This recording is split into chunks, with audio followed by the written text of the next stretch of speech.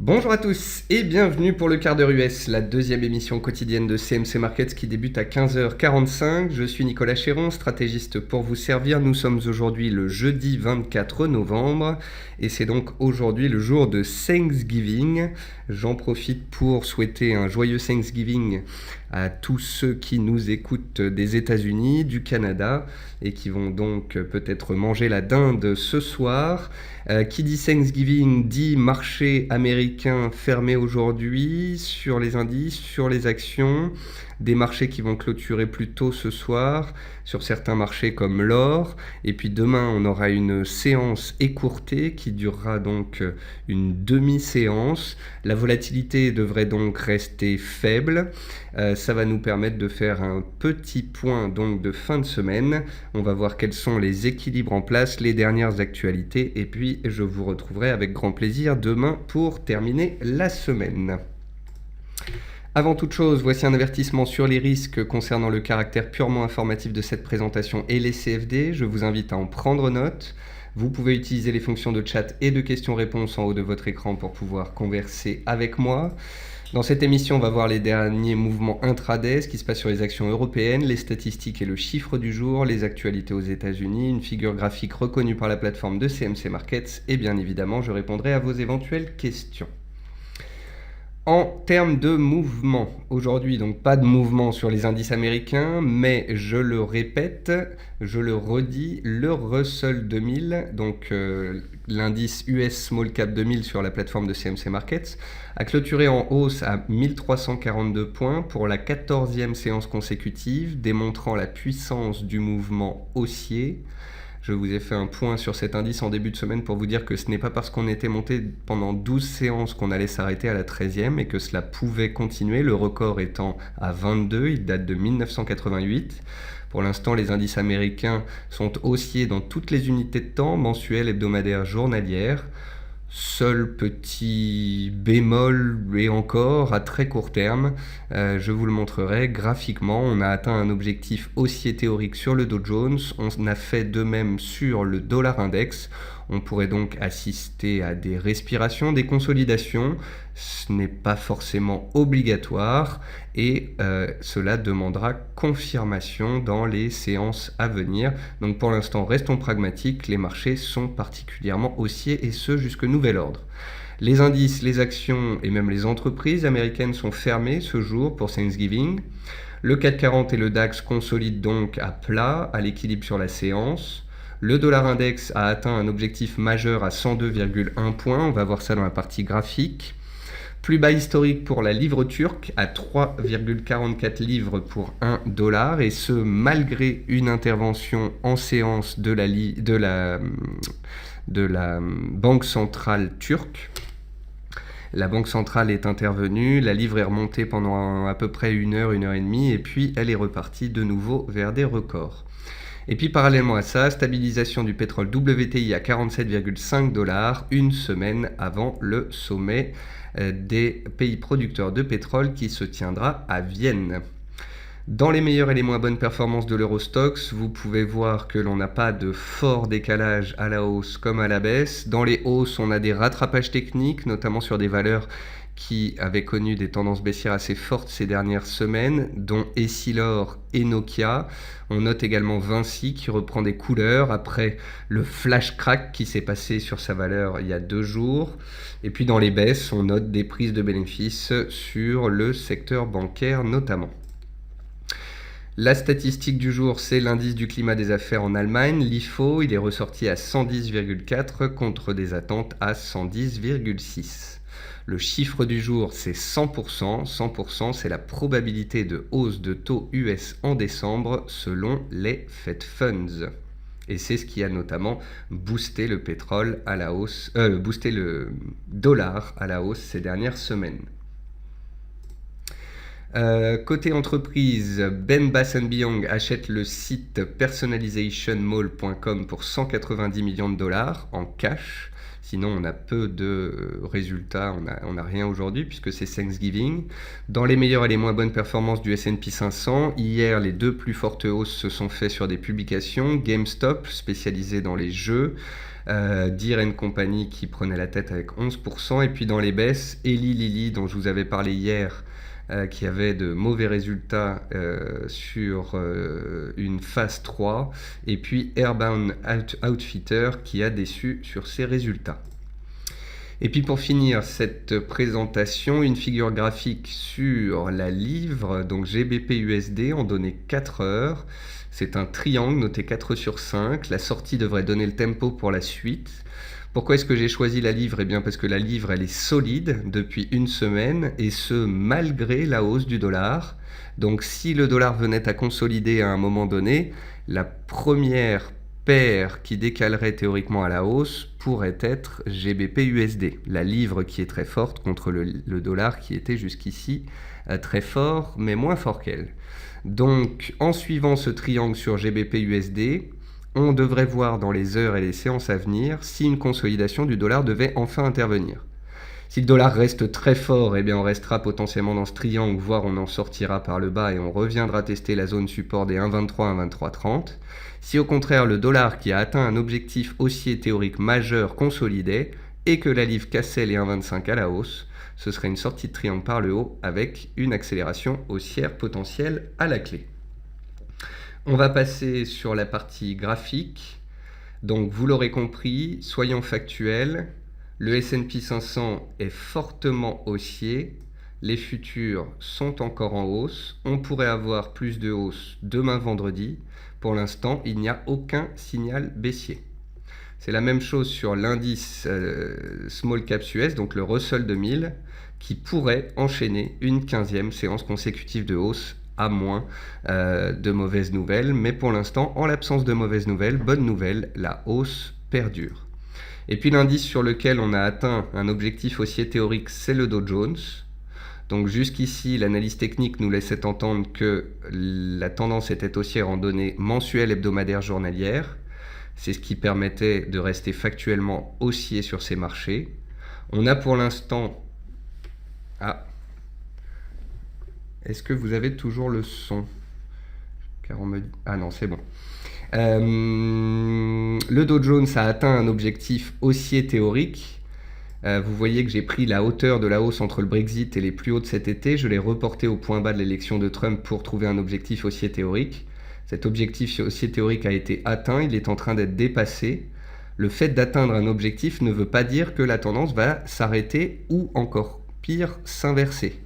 Le fait d'avoir atteint un objectif haussier théorique, eh bien, permet à ceux qui s'étaient fixé cet objectif de sortir sur objectif et puis de concrétiser des gains. Quant à ceux qui souhaitent continuer de rester en position et de plaider pour la hausse et de jouer la tendance en place, eh bien, tant que les acheteurs ont la main, tant qu'on ne fait pas de chandelier de retournement, il n'y a pas de consolidation à la clé, les acheteurs gardent donc pleinement la main. En Europe, c'est beaucoup plus neutre.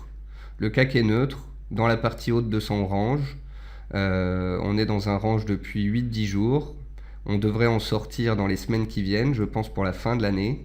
Je pense que les opérateurs sur les indices européens sont crispés en vue du référendum qu'on va avoir en Italie début décembre.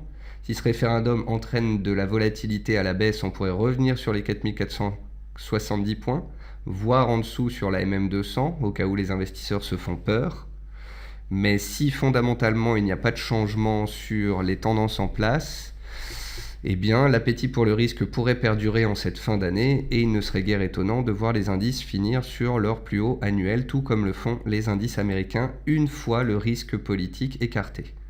Donc pour l'instant, comprenez bien que le CAC comme le DAX sont en tendance haussière à moyen terme, sont en tendance haussière sur les 15 derniers jours, mais sont très neutres sur les 8-10 derniers jours. Ils attendent donc ce fameux référendum en Italie le 4 décembre prochain. Au niveau des actions américaines, rien ne cote aujourd'hui, donc on ne va pas en parler. Concernant les matières premières, vous pouvez voir que l'or est venu chercher son support des 1185. Les 1185, ça correspond au plus haut du mois d'octobre 2015. C'est un support intermédiaire sur lequel, à court terme, on fait une pause. Si le dollar qui vient d'atteindre un objectif majeur venait à se retourner à court terme, les cours de l'or pourraient connaître un rebond technique. Attention, j'ai bien dit rebond technique. Un retournement de l'or n'est pas à l'ordre du jour tant que le dollar reste haussier. Et attention, car le dollar n'a peut-être pas dit son dernier mot, et tant qu'il reste haussier, les risques de voir l'or casser son support pour aller chercher le suivant, comme l'ont fait depuis plusieurs semaines, eh bien ce risque reste fort. Donc objectif intermédiaire atteint, mais pas de point de retournement sur l'or pour le moment, et ce jusque nouvel ordre. Le riz, c'est très neutre. Le sucre, il a cassé les 19,50 et il peut continuer de baisser tant qu'il ne se retourne pas. Le pétrole brut, donc le WTI, il est neutre, il est stable. Vous voyez que la semaine dernière, on a fait une belle semaine de hausse. Cette semaine, on a fait une belle semaine de hausse aussi. Et la semaine prochaine, tout dépendra bien évidemment de la réunion de mercredi prochain à Vienne avec les pays producteurs. Si les producteurs s'entendent sur un petit accord, même un accord inférieur à ce que l'on pensait, ça pourrait booster les cours. Et si on casse les 48,8, on pourrait aller chercher les plus hauts annuels. S'il n'y a pas d'accord du tout, il y aurait des risques de retomber vers la moyenne mobile à 200 périodes, vers les 45 $. Vous voyez que le gaz naturel reste solide. On a eu donc un signal de retournement haussier donné vendredi dernier. Lundi, les acheteurs ont pris la main dès le début de la semaine. Mercredi, les stocks inférieurs aux attentes ont soutenu les cours. Et pour l'instant, le gaz reste bien orienté. Il n'y a pas de point de retournement pour le moment. Et puis enfin, les devises. Les devises se stabilisent. Donc sur les devises, la devise à regarder, c'est bien évidemment le dollar index.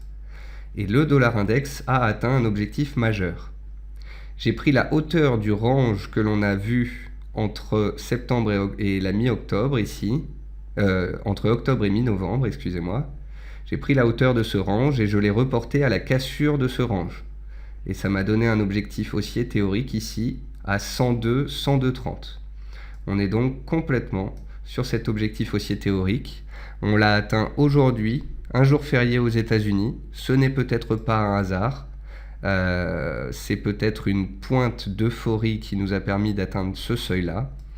Et tant qu'on est sous ce seuil, qui est un objectif technique en soi, une latéralisation, voire une consolidation, ne serait guère étonnante.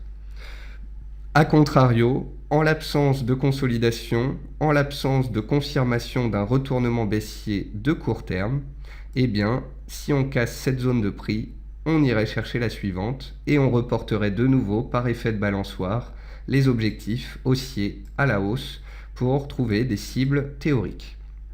Donc voilà, on a eu un mouvement puissant à moyen terme qui s'est justifié par une hausse des Fed Funds progressive de 50, 70, 80, 90, puis 100% de probabilité de hausse de taux. Maintenant que les marchés sont certains que la hausse de taux va se faire, le risque, c'est plutôt qu'elle ne se fasse pas. Il y avait une question tout à l'heure intéressante de Yann qui disait « Nicolas, malgré le consensus, un argument contrarien contre la hausse de taux en décembre, point d'interrogation ». Alors, je n'ai pas d'argument contrarien concernant la hausse de taux en décembre. Je pense que même si début décembre, on avait un mauvais NFP, la Fed pourrait nous dire que c'est déjà arrivé par le passé, que c'était un trou d'air et qu'elle fait fi de ce trou d'air et qu'elle augmente quand même ses taux. Mais si on a un très mauvais NFP, je pense que le jour même, ça pourrait faire drastiquement baisser le dollar. Je pense que la Fed devrait monter ses taux, c'est ce qu'anticipent les marchés. Et par contre, je pense que début décembre, si le NFP était très mauvais, ça pourrait faire chuter le dollar, ne serait-ce qu'en séance ou pendant une ou deux séances. Donc, le dollar est aussi à moyen terme, le dollar est aussi à court terme, mais je suis désormais prudent. J'ai été jusqu'ici au sens de l'analyse technique particulièrement haussier, dans le but bien évidemment de vous préserver, puisque habituellement les particuliers ont tendance à vouloir se mettre en face d'un mouvement puissant et haussier dans ce cas. Donc voilà, on a atteint une cible. Ça veut dire que sur ce seuil-là, des objectifs sont atteints, des acheteurs prennent des gains. Ça ne veut pas forcément dire qu'on va se retourner et que le dollar va chuter fortement, mais ça veut juste dire que la hausse à court terme pourrait connaître une pause, voire un repli. Et c'est ce qui explique que les paires en dollars se stabilisent. l'AUD autour des 0,74, l'euro sous les 1,06. Après avoir fait un petit trou d'air sous les plus bas d'hier, il se stabilise enfin. La livre, comme je vous le disais, elle tient bien. Et si le dollar venait à consolider, ce serait potentiellement la première à en profiter. Pour que la livre décale à la hausse, il faudrait absolument casser les plus hauts des dernières séances à 1,2520. Sous ce seuil-là, ça reste très neutre. Et en cas de cassure, on pourrait avoir une belle accélération vers les 1,28. Le NZD, lui, il est sur support. Donc voilà, on assiste bien à une stabilisation du dollar qui permet une stabilisation des paires en dollars. Si le dollar consolide un peu, on aura des rebonds techniques sur les paires en dollars, mais gardez en tête que ce ne sont que des rebonds techniques puisque la tendance de fond reste pour le moment haussière. Et si à un moment donné les chiffres américains devaient se détériorer et les perspectives de hausse de taux s'amenuisaient pour 2017, le dollar pourrait se retourner, on le verrait, j'en ferai état dans mes analyses, dans mes émissions, et on verrait alors comment mettre à profit un potentiel retournement du dollar. Mais pour l'instant, le dollar reste fortement haussier, donc prudence tout de même. Voilà, donc on est dans un marché qui garde en fait la même tendance, des indices américains très forts, des indices européens neutres sur lesquels pèse un poids politique. On a un rattrapage sur les bancaires et les sociétés énergétiques qui restent dans des tendances haussières de court terme et qui doivent être surveillées ou peuvent être surveillées. Concernant les matières premières, pendant 2 semaines, parce que l'analyse technique était haussière sur le pétrole, eh bien on a fait le suivi de cette tendance haussière. Maintenant, on attend le sommet de Vienne. Concernant l'or, c'est baissier. On a atteint un petit support sur lequel on pourrait assister à une stabilisation, mais gardez en tête que la tendance reste tout de même fortement baissière. Et puis sur le dollar, peut-être a-t-on atteint un point clé sur lequel on va latéraliser, voire consolider dans les séances à venir, ce qui reste tout de même à confirmer. Donc on verra demain vendredi avec le retour de quelques opérateurs et on verra lundi si on a une consolidation du dollar et des indices américains ou si au contraire la tendance perdure. Voilà, c'est la fin de cette émission, j'ai répondu à vos questions, je n'ai plus qu'à vous souhaiter une bonne après-midi. Avec si peu de volatilité, eh bien comprenez que les marchés ne devraient plus beaucoup bouger. Donc voilà, demain je vous retrouve à 10h pour faire le point sur le début de la séance européenne, puis on fera un dernier petit point de la semaine demain après-midi à 15h45. Dernière information, sur le site de CMC Markets, je viens de publier ce matin, dans la peau d'un trader reconnu, comment mettre en place son plan de trading. C'est un webinaire qui avait été fait avec Crescendo Trading il y a quelques semaines. Eh bien, il est désormais disponible sur notre site et notre chaîne YouTube. Je vous souhaite à tous une bonne soirée et je vous dis à demain.